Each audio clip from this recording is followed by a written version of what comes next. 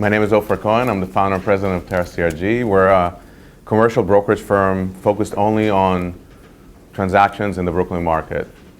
I want to basically, when they asked me to speak here, I want to use this opportunity to basically inspire anyone that ever wanted to start his own business to keep that dream going and to maybe help them sort of come up with a path of getting there. So I don't know, just maybe anyone here ever thought about starting a business already? Anyone? 1, 2, 3, 4, 5. Don't be shy. It's okay. What? Passing? Anyone already has a business? Great. See, only in Brooklyn. So my first entrepreneurial endeavor was when I was about 12. Me and a buddy of mine started a car wash business that was actually pretty successful every weekend. The best thing about that business was, any accounting majors here? Oh, wow. A lot of accountants. Woo. What was cool about that business, all the accounting majors, is that our parents paid all the operating expenses. So the gross was our net. It was pretty amazing. I'm still trying to replicate that model ever since. But that was the first experience, and that kind of started this whole. So I'm actually an immigrant. I moved to New York almost 20 years ago in 1996. It was a blizzard of '96. Anyone is born after '96 here? No. All right, good. So I moved about 20 years ago, and about 7 years ago, I started the current business. And one thing that I wanted to kind of, the way I'm going to talk about this is I'm going to give you some kind of pointers and tips and talk for, whatever we're going to talk, and then ask me all the questions after, and then ideally we can have a little bit more of a conversation. So I think that the biggest thing that really helped me become successful in the current business was the fact that I failed a couple of times before that. And I think that I'm not suggesting that each and every one of you should fail. What I'm suggesting is that you're not going to be afraid to fail. There's nothing like experience, and there's nothing like going through the motions of starting something up and learning from it. And my biggest learning experience in that regard was a technology startup that I've started in at the end of 1999. I don't know how much you know about that period. It was the beginning of the internet boom. It was very exciting, but then NASDAQ crashed, the market crashed. It was really hard to raise more capital, and my startup crashed with it. And it was a very, very important experience in my life because until then, I thought that everything is just going to go my way. And I was so kind of intertwined with my own sort of like ideas that it was hard for me to listen to what the market is really telling me. So the biggest lesson and the biggest thing that I want you guys to keep in mind, and that is when you're starting a business and when you're working for a business, the most important thing is the market that you're operating in. And the really most important thing is that there is a real market opportunity and that you constantly listen to the market, because a business is basically trying to solve either a window or niche or a problem in a marketplace. It's not really just because you had a great idea. Everybody has great ideas. But one of the most important things is to keep in mind is that you really want to try to solve a problem.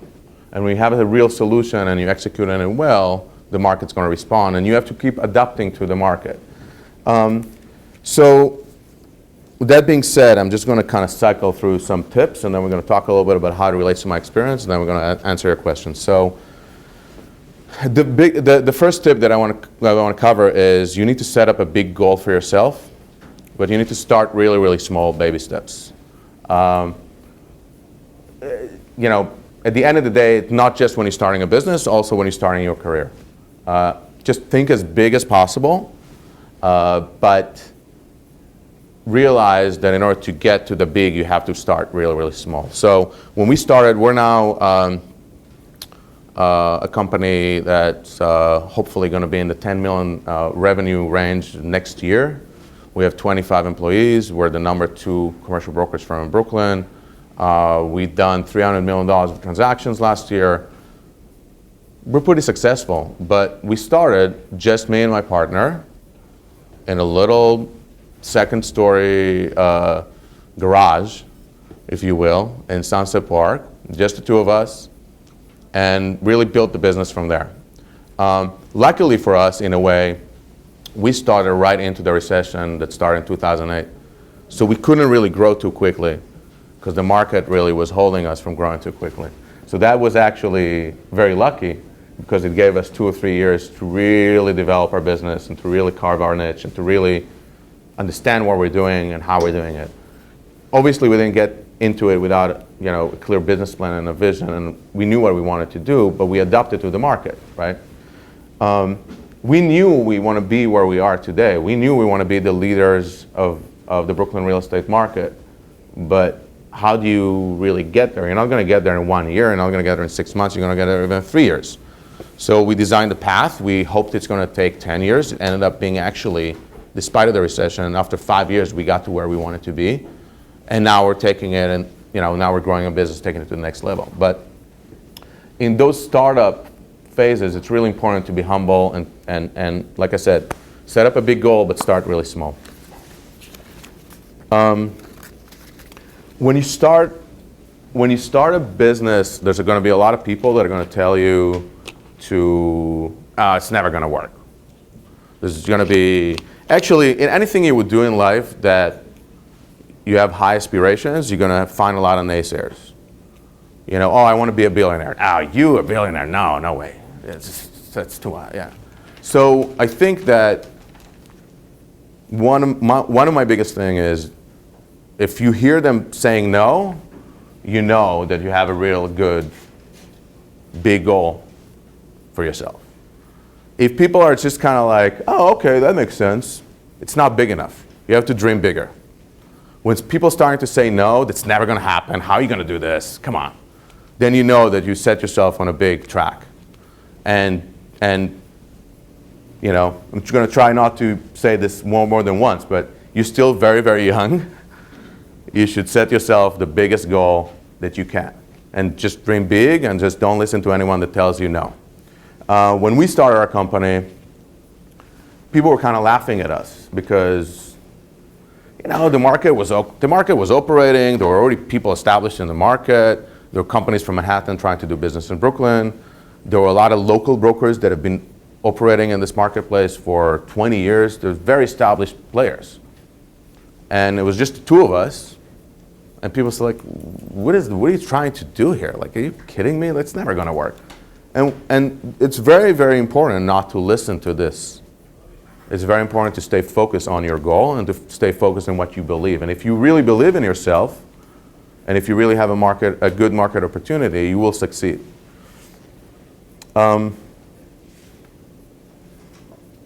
Now, I spoke a little bit earlier about failing, and so I just want to say one more thing about it. The biggest difference between people that have been successful in their career and people that didn't really make it to where they want to be is how quickly they get up after they fall. And I didn't invent that. So there's a lot of people that said this before I did. But when you get knocked down, just get up and keep going. And it's really, really important in anything you do in life. It's really important if you're in sales. It's important if you're an entrepreneur. It's important in any sort of aggressive career approach you will take.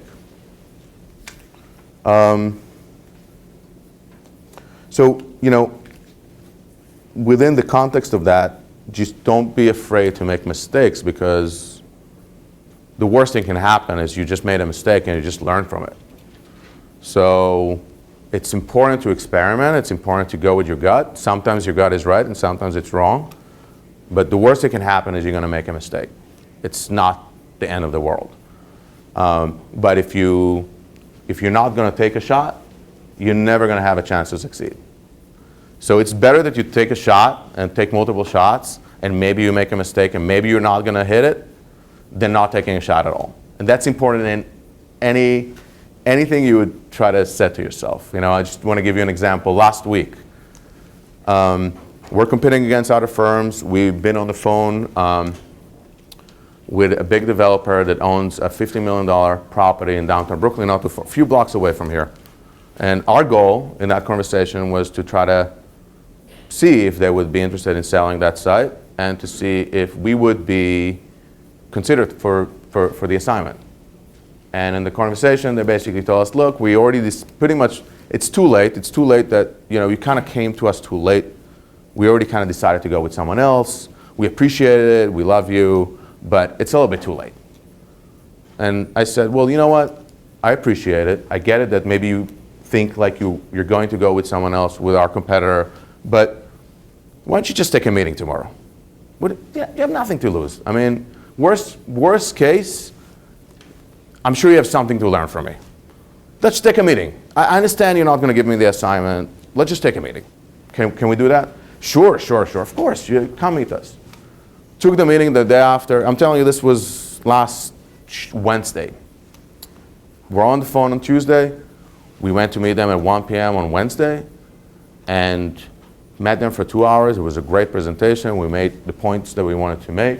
On Thursday morning, they called us up. They said they want to hire us for the assignment. So when I was on the phone with him that morning or that afternoon, I could have said, oh, you're already going with someone else? Oh, okay. It's okay, all right, goodbye, and hang up the phone, right? I could just be like, I don't want to fight. Why fight? Someone already got it, and it's going to be so hard, and what if I fail? And that's not going to feel great to fail. Oh my God, what am I going to do? I'm going to feel awful about myself. No, let's fight. We fought, and it was a quick turnaround of events, and we felt really good about the shot that we took. And I want you to feel every time you have that decision sort of point in your life where you feel like, oh, should I do this?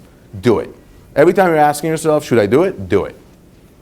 Because that's how you're going to build your confidence. That's how you're actually going to say, wow, I actually did this and it actually worked. Oh my God, I want to take more of these leaps of faith. How much time? Like, what are we doing? 5 more minutes? 10 more minutes? Okay. So one thing that was really important to me is that before I started this firm, although I've had businesses before and although I knew how to start a business, I wasn't an expert in commercial real estate and definitely not in Brooklyn. I only moved to Brooklyn 10 years ago. And so what I did is I went to work for a company that did some of that stuff for a couple of years. And I think that one of the advices that I'm going to give you, that even if you know what business you want to start, let's say you want to start a food truck business. It's very popular in Brooklyn. And let's say it's Mexican food. And let's say you want to have 10 trucks by 2020. Great, you have a business plan, you know what you want to do, you have a great idea, your mom is actually a great cook, she's going to help you put up the recipes, amazing. You know what you need to do first? Go work for a food truck company first.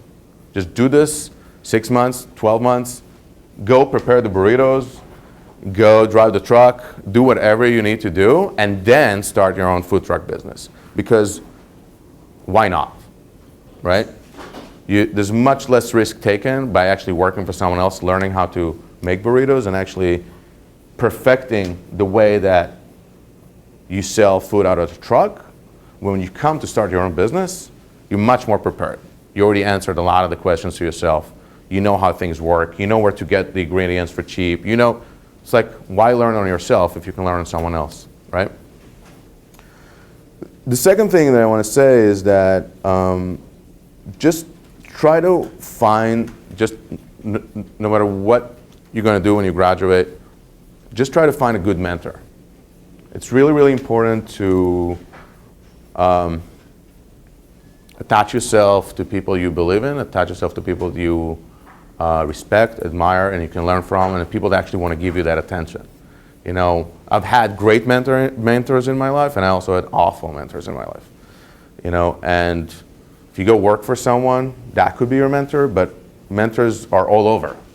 You just have to tap into them, and you'll be surprised how much, if you go to someone and you tell them that you need some advice about your career, about your business, about what you're planning to do, you'll be surprised how, as busy as people are, how open they are to actually help you, right? So take that shot as well. Try to get the right mentor.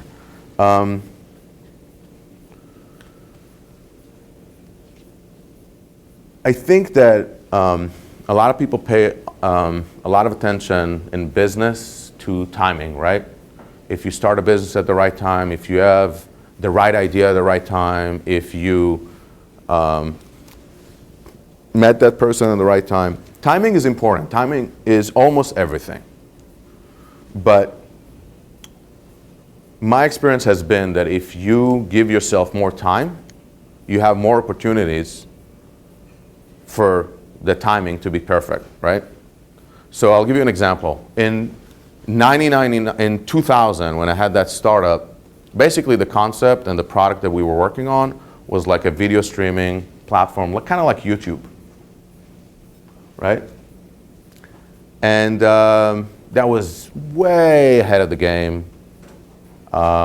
We were not adequately funded. We were in New York instead of California. It was probably 3 or 4 or 5 years before YouTube really started. Technology wasn't there, adoption wasn't there. There's a lot of things that weren't there, right? If we had the ability to kind of prolong our exposure to this market instead of a year or 2, 5 or 6 years, we had the opportunity to be a billion-dollar business like YouTube and be acquired by Google. But because we were only there in that window of time, it was really, really hard for us to capture that momentum. So if you have more time, you can capture more momentum and you can kind of wait for the right opportunity versus hope that you're lucky that you started your business or that you have the right product at the right time. Because luck is not something we can really control, right? If it comes, that's great. It's just a booster. What we really have to have is just like longevity and a good strategy.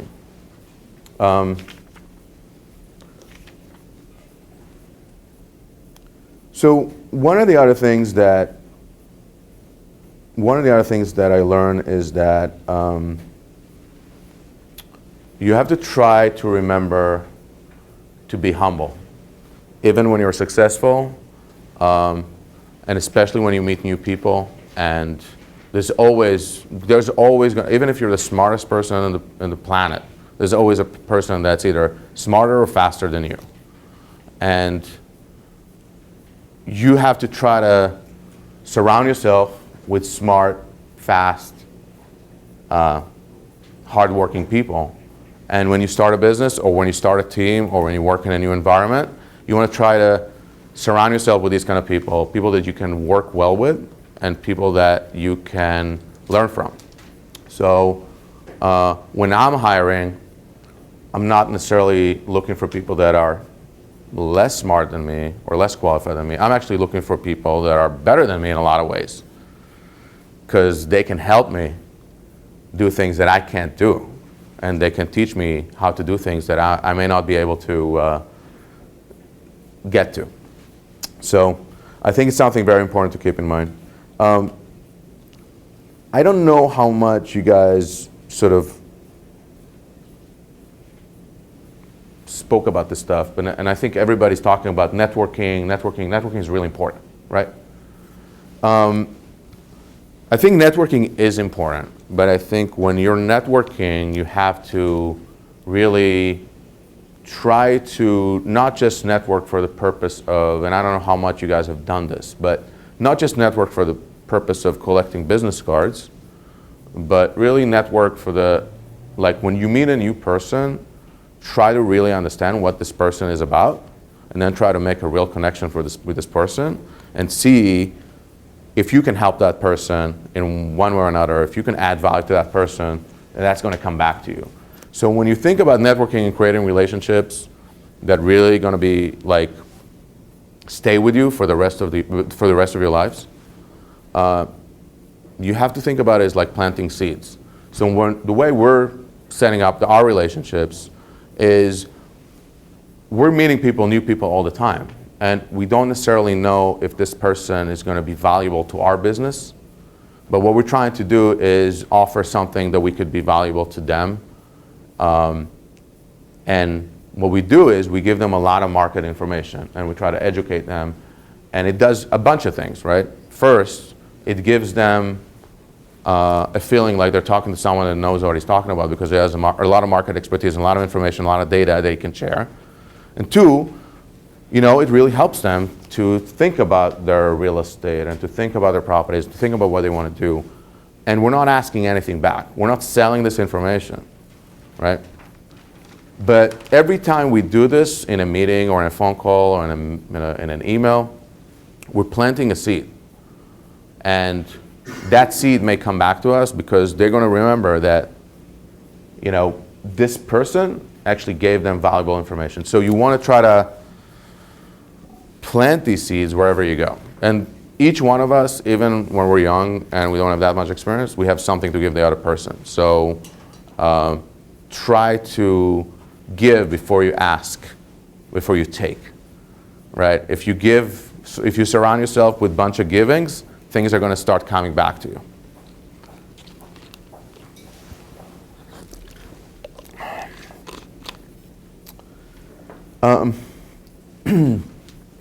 One of the ways that I've learned the most about sort of business and industries and markets and management was reading, believe it or not. So I think it was about 15 years ago, I stopped reading fiction, and I'm only reading, I'm trying to read one fiction a year, maybe on vacation or something, but I kind of always felt like it's a waste of my time. And so I probably read, on average probably 10, I probably start 25 books a year and I don't finish all of them, but I probably finish about 8 or 10 sort of either business, organizational, management, industry, real estate, anything that I think could help me become better at what I do. And I think it's important for you to start getting into that habit of always have a book that can get you to kind of open your mind, open the way you're thinking about things. Because there's so many people that have written so many great books, there's so much experience, and it's readily available to you. All you need to do is pick up the book and just read it. Also, if you're in business, try to focus on trade magazines that are giving you insight into different industries and different trends in different industries. And it's not necessarily that you have to focus on the industry that you're interested in, but just focus on like business in general. So I'm a big fan of Business Week. I've been reading Business Week for the last probably 20 years, every weekend. Wall Street Journal. And there's a lot of other ones. Inc. is a great magazine for startups if you're into that world. So I can't stress it more. Just read as much information as possible. The things you learn, just to loop it back to what I said before, the things you learn from reading, worst case scenario, you can sound very intelligent next time you meet a new person, and you can add something to their life. Oh yeah, I read about it. Yeah, that company in California, they're actually, developed roofing materials that, cooling itself. Oh, great. Yeah, I know all about it. Yeah, they're going public. And then, I'm going to close with something. I'm going to close with something a little more personal. When you get out to start your career, if you're very, very driven, it's really, really hard to take some time for yourself. And as soon as you get into an environment that's fast-paced and you start making a lot of money, you get a little bit addicted to it. And it's really easy to work, 20 hours a day and to work on the weekends and to keep working. I think hard working is great. I'm working on average about 11 hours a day. But I also think it's really, really important to find time for yourself. So when you actually, and I think it's also important probably in the context of college, but I'm assuming in college you have more time for yourself than later. So on a personal note, I think that the most important thing that I can tell you is always leave some time for yourself. And carve these time frames where you completely disconnect. So for me, I usually shut off my phone at like 9:30 p.m. I know it's going to ring. I know there's going to be emails. I know there's going to be text messages. But unless there's something, very, very important that I'm waiting for, I'm shut it off. I actually have two phones. So one of the phones is the work phone, goes off for most of my weekend. And my other phone, so I can communicate with friends and family, is on, but nobody can bother me on that phone, and there's no emails there, and it's just very private. And that's one way in which I kind of manage to create a balance between work and life, and I think it's really important. And the last thing that I want to tell you is, before we get into questions, is just have fun, right? And whatever you do, you have to figure out a way to have fun. Because if you really like what you're doing and if you really have fun with it, you're going to be much, much better at it. And you shouldn't really look at work as work, right? Like the way when I get up in the morning or when I go to sleep at night, I'm excited to get up in the morning. I'm thrilled to be in my office. I'm thrilled to be on the phone. I'm thrilled to go to meetings. I'm actually thrilled to be here right now. I'm having fun. I mean, I try to have fun 99% of the time. And you have to constantly think about this in order to get yourself to that point where you're actually having fun. Because there's going to be moments and there's going to be periods where you're not going to have fun. But as long as your end game is to be in a position where you're successful, you're having fun, and you really believe in what you're doing, I think you'll be very, very successful. That's it for me. Questions?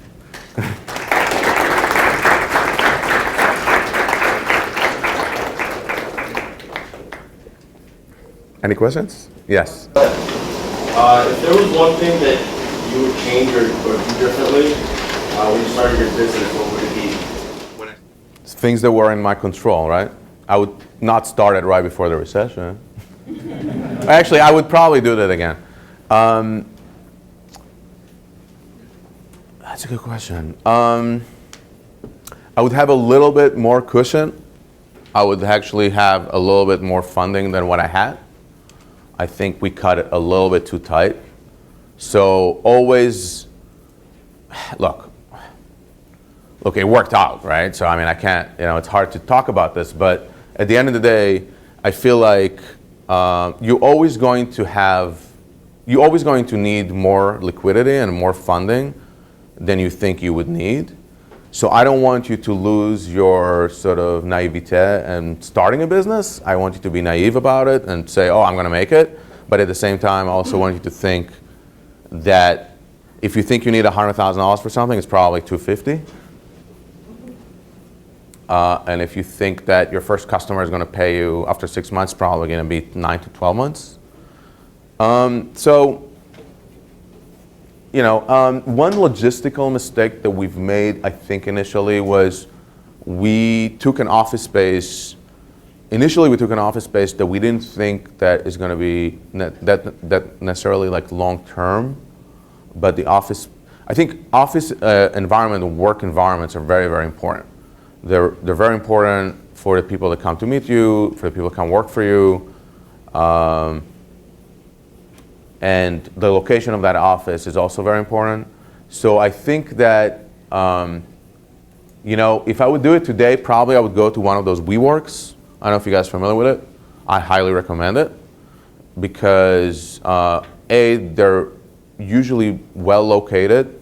B, you're meeting a lot of other entrepreneurs and people that are creative and they're doing stuff, and it's great networking, and you can exchange ideas and stuff. So if you are going into that situation of either a startup or freelancing or something like that, I would definitely go into co-working spaces. So that's something that we didn't do, but I would probably do it again. If I do it again, I would probably do that. I think that what makes us better, there's a few bullet points, but if you want to focus on the first one, is we're specializing in one market and we're experts of Brooklyn, right? And when you specialize in one market, you have a lot more experience and knowledge and understanding, a deep insight into that market. And the more, the deeper your understanding is about a subject matter, the more value you add to your client. And so if you want to sell a property in Brooklyn, would you rather talk to someone that's just selling properties in Brooklyn or someone that sells properties all over the world, right? And that's our edge, in a nutshell. But, look, when you go into a doctor, you go to a specialist, you have a problem in your knee, you don't want to go to a guy that deals with shoulders, and you're just going to go to the specialist. And specializing in one specific thing is the edge. And I think that in anything. And I think that sort of finding that niche, and really what's going to make you successful is you find that niche, you understand this niche, you love that niche. If that niche happens to also be growing, if that's a niche like Brooklyn, right? If that niche that we decided to focus on 7 years ago didn't grow as much, we would be less successful today, let's be honest, right? It's not just how great we are, it's also the market is amazing. But we made a good choice in trying to focus and deciding to focus on the right market. So it's a combination of how deep you go on something, but also how fast that market is growing. So, the first, not the first, but one of the first businesses that I've started was dependent only on investors. So it was too much money. We needed too much money to execute on a business plan than what I could have. And so I can tell you when I started this business, I decided I'm not going to raise money from investors. And not because I had a lot of money, but just because I didn't want to waste my time. I was so burnt out by the process of dealing with investors that I kind of made the strategic decision to start smaller and to just do what I can with my own money. So it doesn't matter if, I'm assuming, even if it's family money, you can still consider it your own. It's not necessarily investors. I think that going to investors is a great learning experience, but it's also could be a complete waste of time. Because instead of building your business, you're now focusing on impressing investors and hoping that they're going to invest in something that doesn't exist. So the biggest lesson from that experience that I've had, 12 years ago was, let's focus on building a business first, the rest will follow. So my biggest advice is go get a customer before you get an investor. Because if you have a customer of someone that would be willing to be a customer, you may have a real product, and then you can go to an investor, and that investor would say, oh, okay, you actually have something that someone wants to buy, I'll invest in this, right? So it depends what the business is, right? So my biggest advice is try to think about things that you don't need that much outside money.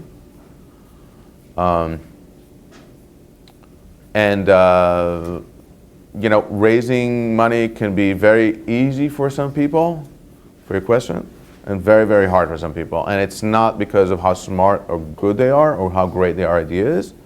It's just about their access to people with money. And that's why there's a lot of people that specializing in raising money, and they're called investment bankers, right? So when you get to that stage, you can have someone help you raise the money. So my first recommendation would be to try to avoid raising outside capital for the startup stage, right? Develop something, have a value proposition, and then go out. Then it's going to be much easier for you, because then people would want to actually come in. What areas of work would you focus on? We're servicing all of Brooklyn, but the majority of our transactions are sort of like, if you look at the map of Brooklyn, at the north side of Brooklyn, so anywhere from Greenpoint on the north to Flatbush, so south of the park, Prospect Clifford's Garden. So that's the most amount of transactions that we've done, with a much bigger concentration around downtown Brooklyn, Clinton Hill, Bed-Stuy, sort of Park Slope. Right. Right. We're, talking about, another tip that I didn't write before, it's actually good and it relates to your question. Try to focus, when you start something up, try to focus 80% of your time or attention on 20% of the things that are going to make you the 80% of the money. So it's what I call the 80-20-80 rule. So if you think about it, right, there's transactions in South Brooklyn also, but there's maybe a little bit less, or maybe they're harder to get to. So we decided when we started, because we're really small, and that's the advantage of starting small, is that we don't have a lot of resources to go all over the place. Let's just focus on what is the most active, because then we can be most impactful. So we focused 80% of a transaction, of our resources, on the 20% of Brooklyn that is that is encompassing 80% of the volume of transactions in Brooklyn. That has been the philosophy as we started. Obviously, now that we got bigger, we can afford spreading ourselves a little more. But that's kind of answer your question. We don't have a strategic plan to go into other boroughs. We actually like the idea of expanding within Brooklyn into other services. And so what we've done very recently is expanded from just sales of property into leasing. So we started a pretty active leasing division, primarily retail initially, and slowly getting into office. And there's a lot of other related real estate services that we think that we can build in Brooklyn. So our plan right now is to stay in Brooklyn. Again, because it's our competitive edge, because when we come and say that we're only doing Brooklyn, we actually recently got the approval on our trademark, only Brooklyn. That's our edge. That's our competitive edge. And also, when you really think about it from the perspective of focusing your attention, again, if I need to now go meet with a guy in the Bronx about some real estate, it's going to take me an hour and a half to get there, an hour and a half to come back. I just wasted half my day. And if I can go meet a guy in Brooklyn, that's going to take me 15 minutes drive. What's the difference? There's plenty of properties to sell in Brooklyn. Why do I need to go to the Bronx? Right? Just to give you an idea, last year there was $6.7 billion worth of commercial transactions in the Brooklyn market. I think it's about 2,000 transactions. Right? The average transaction was $3.6 million. There's a lot of work to do. So our philosophy is just to stay focused on this specific market.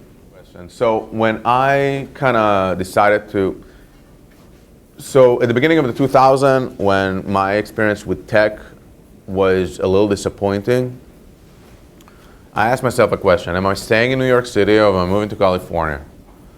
If I'm going into, right now tech is much easier in New York, but back then, not so much. So I asked myself a question: do I want to move to California and stay in tech, or do I stay in New York City? And then I said, okay, I want to stay in New York. What are the biggest industries in New York? Finance, media, and real estate. Media, I was fed up with. I just wasn't interested. I didn't see an opportunity to make a lot of money. Finance, I felt like I was a little bit too old for that. I was already like in my 30s. And real estate is one of those things that anyone can get into with very little capital. And so the barrier to entry is very, very, very small. And so I kind of narrowed it down like that. Not to say that if I would have known what I know now, I wouldn't go into investment banking, earlier. But I think the biggest difference between investment banking and real estate, and the kind of work that we do in real estate, is that it's a little more tangible, it's a little more interesting, you're much closer to the assets. Investment banking is like here, and what we do is here, right? Investment bankers can do these kind of transactions, but they're only focusing on the financing end, and they're also focusing on, I recently interviewed a guy that graduated, I think, 5 years ago, went to work for 2 investment banks, and now is thinking about going into real estate or brokerage, right? And what he didn't like about investment banking was the idea that